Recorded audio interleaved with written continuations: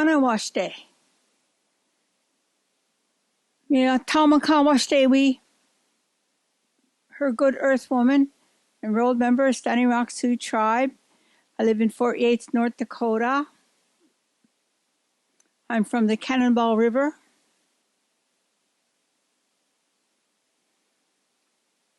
And I want to tell you a little story.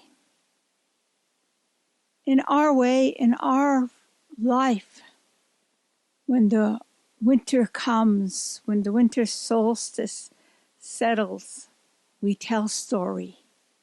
It is time to spread story.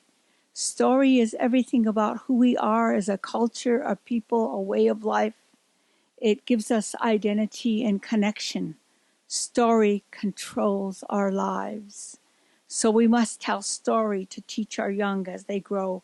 We must tell story so that we do not repeat the past.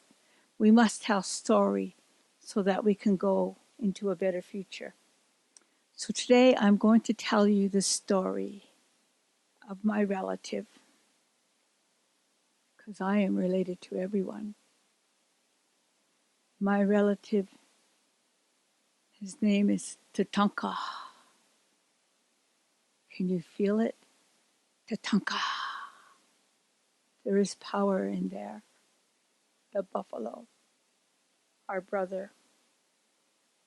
Ihani, a long time ago, when the world was different, Tukashla had come down to tell us that he was going to cover the world with water and that we would go down into the caves and we would stay there until the water subsided. So we listened to him. We went down into the caves at a place called Cave Hills. And we went underground and we lived underground into the caves and the great caverns in the Paha Sapa, the Black. As we lived there, our villages, our homes, our families, you always have that one that might bring a little voice of disassociation, of a little objection, a little of something. Well, so in some cases, we tend to call this person Iktomi. Iktomi represents the spider, the trickster. Sometimes he's right, sometimes he's wrong. So Iktomi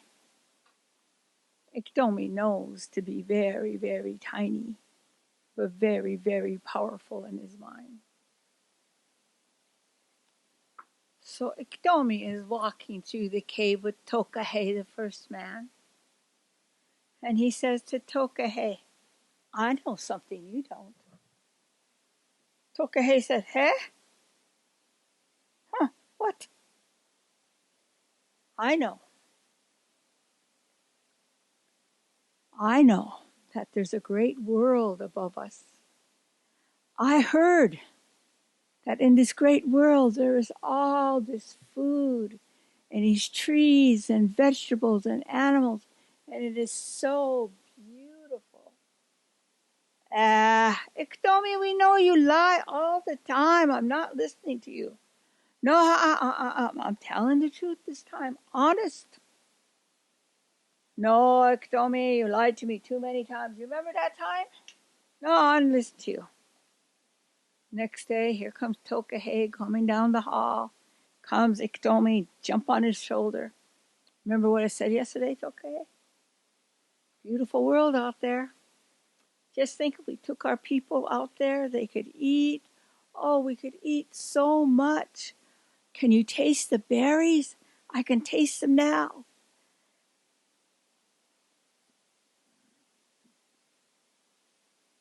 Tokahe is looking at him, well, maybe. Maybe he is telling the truth. Okay, I'm going to call a whole council. We'll see what everybody says. So, Tokahe called the whole council to come in.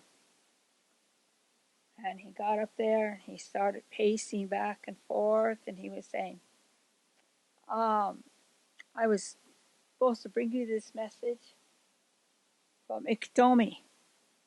What? You're making us all come here to sit because Iktomi? You know Iktomi lies. No, Iktomi don't always lie. Iktomi always lies.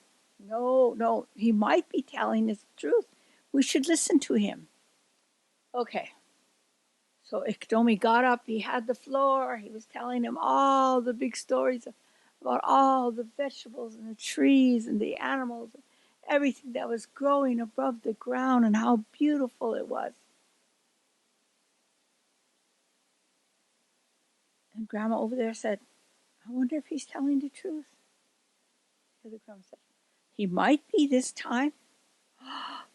Maybe we should have gave him a chance. Oh, we should go see. Is it detrimental to ourselves if we don't go see? How will we know? So the village is all stirring and all the gossip is going and everybody is talking. And Iktomi is sitting there giggling because he's just so happy he's got a little bit of trouble. And Tokahei's pacing back and forth because now he has to find out what they're going to do and everybody's getting after him. Next morning in the meeting, the people said, we will follow Iktomi out of the cave. The medicine man, Tatanka, he heard that. He put his head down and he shook his head. He thought, oh, this is not good. But in the village was all excited. Everybody was packing and getting the kids ready and getting grandmas all packed up and gathering all of their belongings because they've been underground for such a long time. And finally the day arrived. So here they come, get ready for the procession. And there's Iktomi in the front, prancing around. And then there's Tokahei and all the following leaders from there. As they start the march, Tatanka comes out in front of the people and says, stop. He said, if you go outside the cave, you cannot come back. I cannot protect you. Please don't go. But people had already made up their mind they were going. So Tatanka, he went to the entrance of the cave. And he said, Tukashla, grandfather, I don't know what to do. Grandfather, for my people, I come here and I lay myself down, grandfather. I give myself so my people can live. Grandfather, please let my people live. And at that, Tatanka stepped over that boundary and he changed into this big, woolly creature. And he laid down before the people and said, eat me so that we could live. That is how we are related to the buffalo. That is how we are one. And that is how we are the guardians of the Mother Earth. Hechitualo. That is all I'm going to say.